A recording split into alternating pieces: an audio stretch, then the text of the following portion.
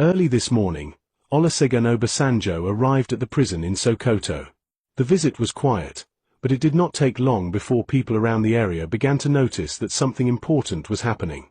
A few security vehicles were seen moving in and out, and the presence of officials made it clear that a very important person had come. Obasanjo stepped out of his vehicle slowly, looking calm but serious. He was dressed simply, as usual, and carried himself with confidence.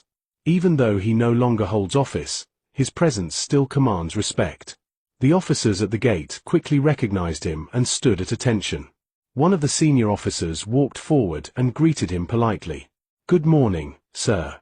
You are welcome." Obasanjo nodded and replied, "Good morning. Thank you."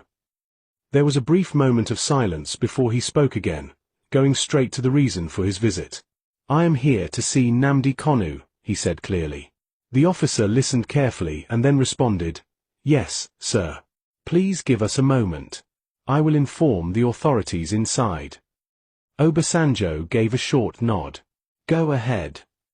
The officer turned and walked quickly into the prison compound. As he left, a few other officers remained at the gate, standing at a respectful distance. Nobody spoke. The atmosphere was calm but tense, as if everyone understood that something important was about to happen.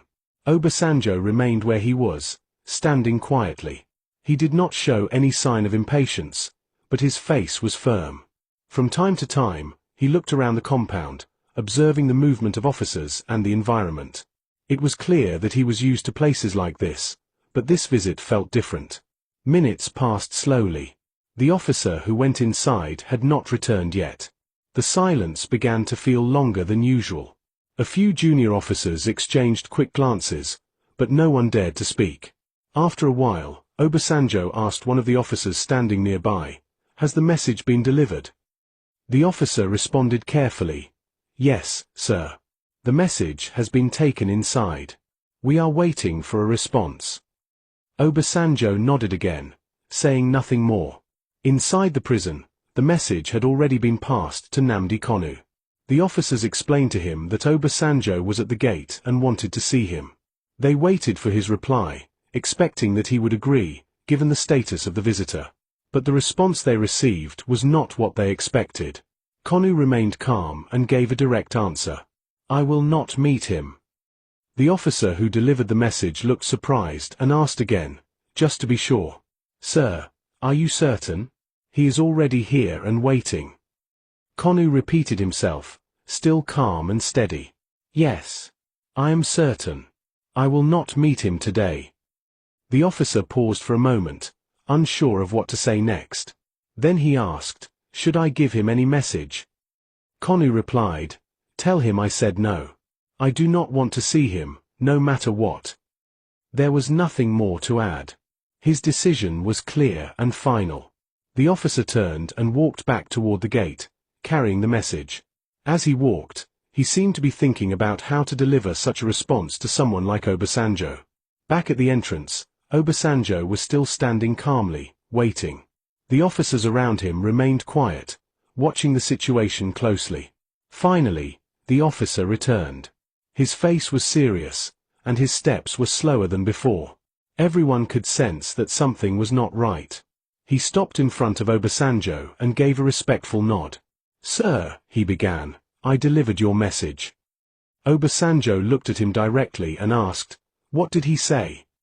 The officer took a brief pause before speaking. "Sir, he said he does not want to see you." For a moment, it seemed like time stopped. The words hung in the air, heavy and unexpected. Obasanjo's expression changed slightly. He looked surprised, as if he did not fully understand what he had just heard. "What do you mean he does not want to see me?" he asked. The officer answered carefully, choosing his words with respect. "Sir, he said no matter what, he will not meet you today." There was complete silence again. No one moved. No one spoke. Obasanjo stood still, processing the response. It was clear that this was not what he expected when he decided to come. He looked away for a moment, then back at the officer. "Are you sure that is exactly what he said?" he asked. "Yes, sir," the officer replied. "That is his message." Obasanjo took a slow breath. His face remained controlled, but there was a clear sign of disappointment. He had come in person, expecting at least a conversation, but he had been refused before even stepping inside. The officers around him remained respectful, but the tension in the air had increased. It was no longer just a simple visit. Something deeper had happened. Obasanjo did not speak immediately. He stood quietly, as if thinking about what to do next. Then he adjusted his posture and looked toward the prison gate once more. It was clear